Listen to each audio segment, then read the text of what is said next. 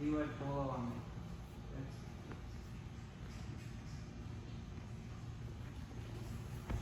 Okay, so let's go back a half step. Okay, so when he gets to this position right here, okay, and both of his feet are wedged up on my hip like this, all right, he's got pretty good control of my hips. See, what he's going to want to do if he wants to make a knee wedge bolo is he's going to shoot this knee a little bit deep. We all know that, and he's going to be thigh to thigh and hamstring to hamstring. Okay, that's going to be his wedge. That's going to make him able to start to elevate my hips. Okay, here, let's go and elevate my hips. There, okay, that's the wedge, that's the mechanism. Okay. Right before he does that, what I'm gonna do is I'm gonna lay my shoulders flat on the mat, and I'm gonna make a grip on his pant and on his leg. Okay. What I want to do here is I want to try and remove my leg from underneath his leg and come over top, and then place it behind his hamstring. Okay. So now if you look at my setup, again, I'm thigh to thigh and hamstring to hamstring. This time I have got a knee wedge on him. If I stomp my feet flat like this, it's going to be really hard for him to lift me. And also, I've got back exposure and my hips are flat. Okay? So all I really need to do here is switch my grip here to his collar, and then I'm going to shrimp out a little bit so that I can replace this bottom hook, making a twister hook, shrimp, stretch, touch the armpit, make a seat up with it. Okay? So what I'm doing is I'm using a knee wedge bolo as a counter to his knee wedge. All right? I'm just making a more dominant knee wedge on top. Okay? So he's gonna go. Okay? When I see that, I'm gonna lay flat. Okay? I'm gonna catch his foot and his hip as that knee starts to come across. I want to make sure that this leg can move independent. Okay? I'm gonna take it over top and come back behind his hamstring, okay? So now we're hamstring to hamstring. It's important here that I kind of adjust. Sometimes I'll kind of adjust, like if his knee's not deep enough here, I kind of adjust out a little bit. I want to go hamstring to hamstring and stomp my knees. What I want here is I want, again, both my heels on the mat, both my knees in the sky, pinch, all right? I'm making a wedge here on his thigh, right? So there's my wedge. I did have this grip, so I'm going to go for a second 2-on-1 to control that hip. And then I'm going to take this one to his collar over here, okay? You'll see that I can move my shoulder, okay? So I'm going to move my shoulder here, all right? What I'm going to do at this point right here is I'm going to come up, all right? So I want to close the distance between our hips. I'm going to start moving my chest closer to his back. So I'm going to pull myself up to his hip, and then I'm going to make like a little shrimp out here, okay? Using my left foot, make a little shrimp and start to get my chest closer to his back. I'm going to switch my feet. Okay, so my right foot is going to come over the back of his hamstring. And then I'm going to use this foot here to find his toes, like a little fish hook. Put my toes in that shin, and now I have my twister hook. Okay, I'm going to extend and shrimp at the same time. As I do that, I'm pushing his hip into my lap. I want him to pass over my thigh. Okay, like a teeter-totter. So when I do this right, he's gonna pass over my thigh. Okay, lay there. All right, let's turn Andy 180 degrees. Okay, so when I extend my right leg, it pops up. Okay, so I extend my right leg. I use both my hands to do that. Okay, when he pops up, I'm gonna catch that armpit.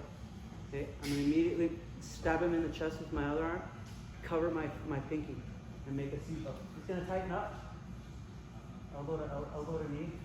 Sometimes I even wrap it around the back of the leg. We talked about all this. Take my left leg over top, across my ankle, and stretch with my hips, crack the nut for the second hook. Okay, so when he gets to this position, I'm going to put my shoulders on the mat. I'm going to grab his hip and his leg. Okay, it's pretty easy to do this catch. I have to make sure that I kick this leg free. I'm going to come over top, let go of my hand, and then adjust. Okay, make it nice and tight. I'm going to stomp both my legs, 2-on-1, hand to the back of his collar, pull myself up nice and high. Okay, switch my hooks, do a little shrimp, find that twister hook, and then I'm going to use this foot to kind of shrimp a bit as I extend my right leg, push him into my hip. Catch the armpit, stab him in the chest, cover my pinky, take him back. Covers up, cross my ankles. Here what you can do to crack him out a little bit is you can use it against his jaw.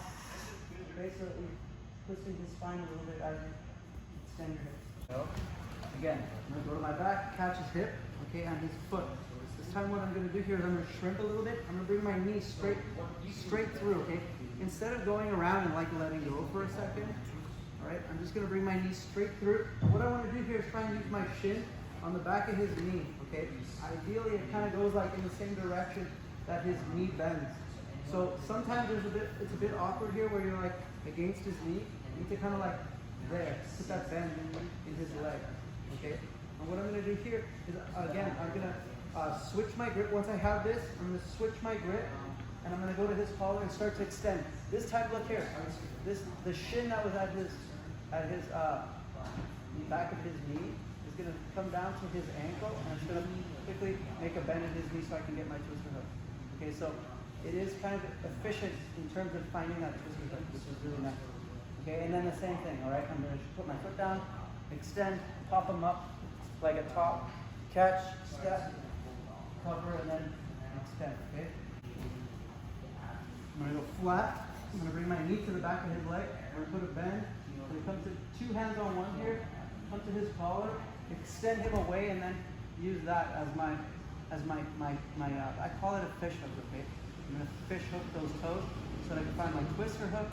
I'm going to put my foot down, extend, pop them up, catch the armpit, stab them in the chest, close them in. So it's just another way that I can make my wedge, okay? I'm still wedging his thigh. Instead of using the back of my hamstring to do it, here, I'm just using my shin instead, here, okay? The nice thing about it is I do have a bit of a lever here, all right? And the other thing is I don't have to let go. The only problem is that it can be a bit awkward to try to get through this space here, okay? To get through this space and then work that. So it's up to you. This, to me, is like a bit more silent, and or it's just as well, okay? But you do have that nice kind of like smooth transition from your shin to your twister hook. So it's just a variation. You guys can try it, see which one you like. Ready? Let's go 1, 2, 3. We want to try and close our wedges. Anytime that we have an open wedge, they can thrive, right? So in an ideal world, a nice close would have to be like a cross or like a figure 4, right? In this situation, what we're going to do is we're just going to at least try to touch our heel to our shin. So when he goes, and I get to this position right here, watch my right shin, okay? As I start to control his hip, as I start to turn his hips away and I go 2 on 1, I'm going to try and touch my heel to my shin, okay? And what you're going to notice is that when this happens, when my heel goes to my shin, it becomes less about my shin being a wedge behind his knee as it does about my toes catching the end of the lever and then popping my other toes in. You guys see that? Okay?